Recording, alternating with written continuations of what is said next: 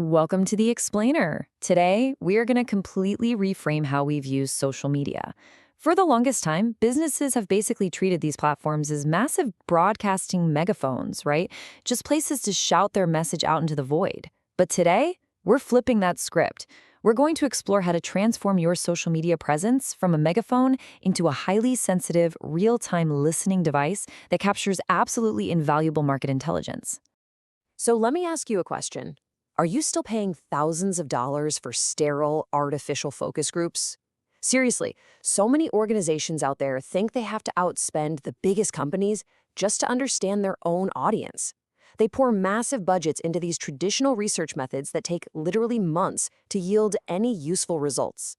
But here's the reality. That old, expensive way of doing market research, it is being entirely disrupted.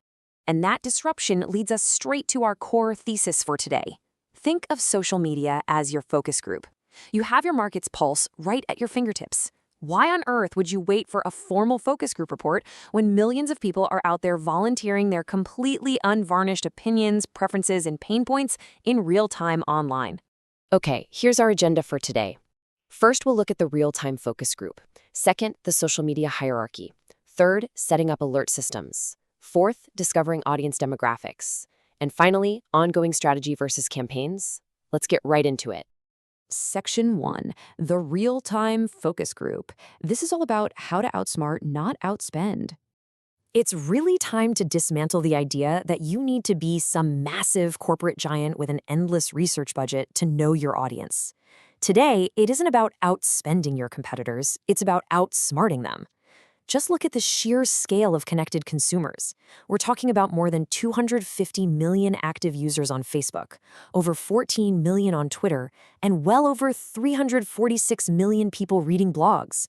Consumers are more connected than ever before. Every single second your company isn't out there listening and engaging on social media is a wasted opportunity. The focus group is already in session, guys. You just need to pull up a chair. Moving on to Section 2, the social media hierarchy, specifically looking at Scout Labs framework. To navigate all this noise, we really need a framework. Jennifer Zashut, the CEO of Scout Labs, describes monitoring strategy as a hierarchy of needs. At the very bottom level, your focus is entirely defensive. It's crisis management. The goal here is simple survival, putting out fires and making sure a negative story doesn't blow up in your face. Now, as you move up to the middle tier, the focus shifts to customer centricity, where your goal is building positive, ongoing relationships. And finally, at the very top, you reach true market intelligence. This is the offensive summit, where you actively seek out product and marketing feedback to stay miles ahead of the game. All right, Section 3, setting up alert systems. How do we actually catch a crisis before it happens? So how do we actually build that baseline safety net? How do we ensure we catch a crisis at the bottom of that hierarchy before it erupts and causes real damage? Well, the answer lies in automated alert systems. Step 1 is determining your keywords. This absolutely needs to include your company name, your product names, and even key employees' names. Step 2 is casting a wide net by mashing up search sources. You can use a tool like Yahoo Pipes to combine searches from places like Technorati, Reddit, and Twitter all together. Step 3 is subscribing to those consolidated results via RSS using a tool like Google Reader so you can check them daily. And finally, Step 4 is setting up Google Alerts as your catch-all safety net. This is going to email you anytime a new result appears in general web search listings. To put this into perspective, if you plug a single keyword into Yahoo Pipes, let's say the name Zarella, for example, the tool fetches data from multiple, completely disparate sources all across the web. Instead of you having to manually check a dozen different platforms every morning, you consolidate all those feeds into one single manageable stream. It's an absolute game changer for saving time on your baseline monitoring. But, and this is a big but, automation isn't flawless. Since some important sites simply don't offer keyword feeds, you can't just rely on RSS for everything. Actually, scratch that. You definitely shouldn't rely on RSS for everything. You need to manually check certain platforms on a regular basis, maybe once a week, just so nothing slips through the cracks. Social bookmarking sites like Delicious and StumbleUpon, smaller niche social news sites that are specific to your industry, and Q&A networks like LinkedIn Answers.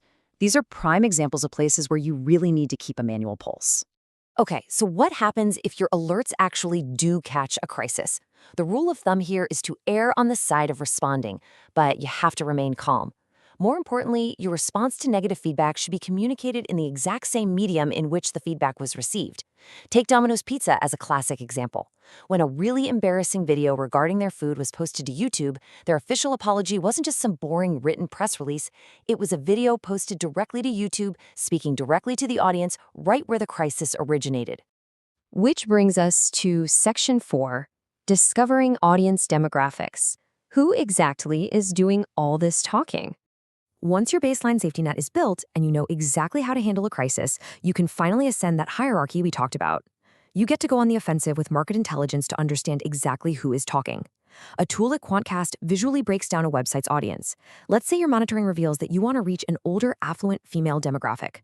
By running a site like Curtsy.com through Quantcast, you instantly get a clear picture. The data confirms the demographic split, showing it leans heavily female and young adult. But beyond just demographics, it gives you incredible content preference data. It reveals that this specific audience frequently engages with content related to fashion, parenting, bridal topics, and home and family. You are literally learning the highly specific interest of your target market, and you haven't run a single traditional focus group. So, once you know your demographics and what content they prefer, you need to find where those specific conversations are actually happening. Alltop.com is the ultimate tool for this. It acts as a sort of virtual magazine rack. By categorizing blogs into over 700 highly specific topical niches, it allows you to pinpoint the exact communities and the key influencers who are talking about the subjects relevant to your freshly discovered audience. Finally, Section 5, Ongoing Strategy versus Campaigns. This is all about building versus pushing. Let's distinguish how you actually implement all this incredible intelligence. A super common mistake is confusing day-to-day intelligence gathering with promotional marketing pushes. Your ongoing strategy consists of your daily habits, blogging, tweeting, monitoring those alert pipelines we just set up, and contributing to forums. This is your vital foundation. It's what builds your brand and your reputation long before a crisis ever hits or a new product launches. Campaigns, on the other hand, are the one-off marketing pushes and targeted promotions. Think of it this way. The ongoing strategy is the steady heartbeat of your market intelligence, while the campaign is the sudden adrenaline spike. We've seen today how social media is no longer just a megaphone for brands to yell into. It is a rich, dynamic, real-time focus group. By setting up the right alerts and utilizing these tools to understand the demographics of the voices you're capturing, you can stay miles ahead of your competition. So I want to leave you with this final provocative thought. Your market is out there talking right now. They're sharing their problems, their wishes, and their feedback. Are you listening? Thank you so much for joining me for this explainer. Get out there, start building those pipes, and set those alerts today.